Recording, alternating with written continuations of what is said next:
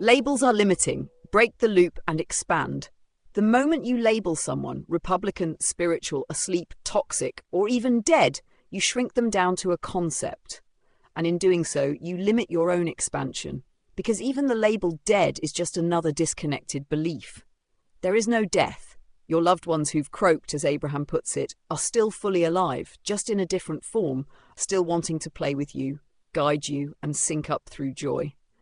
But how you feel is the doorway. Your alignment is the radio dial. And when you're tangled in grief, judgment, or resistance, you miss the signs they're sending. You block the connection. Labels are limiting. They trap you in old stories and pull your focus outward, away from the one place that holds true power, within.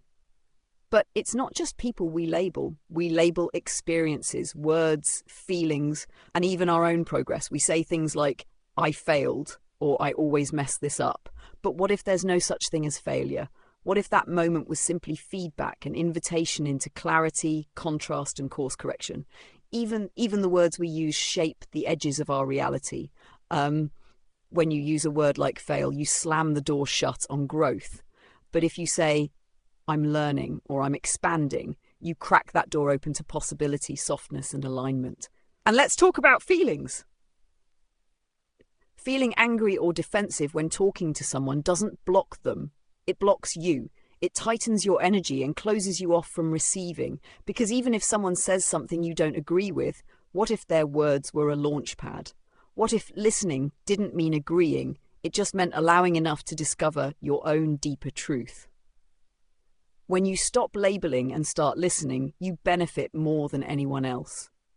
And when you're upset, it's not just that your vibration is off, it's that you miss the magic that's right in front of you.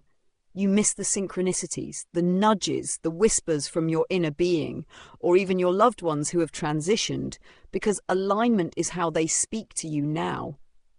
You won't feel their presence when you're closed off in frustration, but when you feel ease, softness, curiosity, that's when you hear them again. That's when life becomes fluid. Why do we label? To feel a sense of control, to justify our emotions, to avoid looking inward, to feel right or superior, to protect the ego from change. But again, labels are limiting. They keep us reacting to the illusion instead of reshaping it from within. Why see everything as a reflection? You reclaim your power. You open the door to healing and synchronicity. You access higher guidance, including loved ones on the non-physical side. You uncover beliefs that no longer serve you. You shift your energy and your world shifts with it. Seeing something or someone as a reflection doesn't mean you agree. It means you're aware enough to ask, why is this showing up in my movie? That's when the loop ends. That's when you expand. Bashar says circumstances don't matter. Only your state of being matters. So when judgment or anger shows up, it's not a sign you failed. It's a sign that something inside you is ready to evolve. Abraham reminds us, you can't clean up someone else's vibration. You can only clean up your own.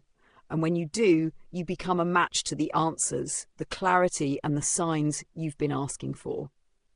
Try this. Instead of labeling someone as wrong, ask, why did this bother me? What belief wants to shift? Instead of feeling the need to argue, ask, what if this moment is here to help me hear myself more clearly? Instead of feeling upset, ask, am I in a state where I can hear the universe talking back? That's how you break the loop. That's how you expand. Because again, labels are limiting. But alignment is where the magic begins.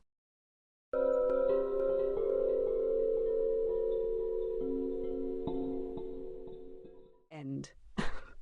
So when you catch the leaves that you see fall, the universe aligns with it all. When random things seem to happen to you, guess what? You create that too.